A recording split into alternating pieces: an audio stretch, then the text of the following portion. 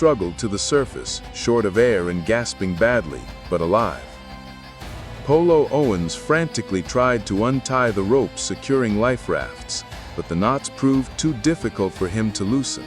Knowing he had only moments to safely leave the dying ship, he ran to the rail, looked toward the water, and jumped before realizing he had forgotten to inflate his life jacket.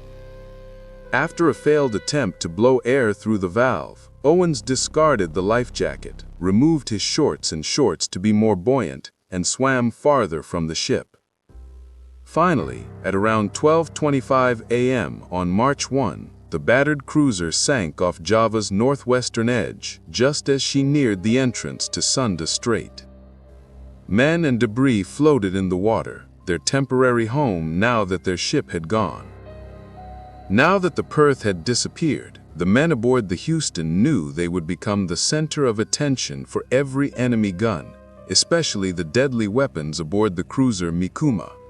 The American cruiser had already taken on water and listed to starboard from previous hits, but what greeted her now made the initial moments of the battle appear like a cakewalk. In the darkness, Japanese gunners had difficulty distinguishing ship from ship and had to take extra care not to target one of their own vessels. On the other hand, Houston's gunners could fire at will, since everything around them was the enemy. At one instant during the battle, American sailors witnessed two Japanese ships unknowingly blast salvo after salvo at each other, and Houston's gunners registered hits on 3 destroyers and sank 1 minesweeper. At 12:15 a.m., a salvo smashed into the after engine room, instantly scalding to death the men on duty there.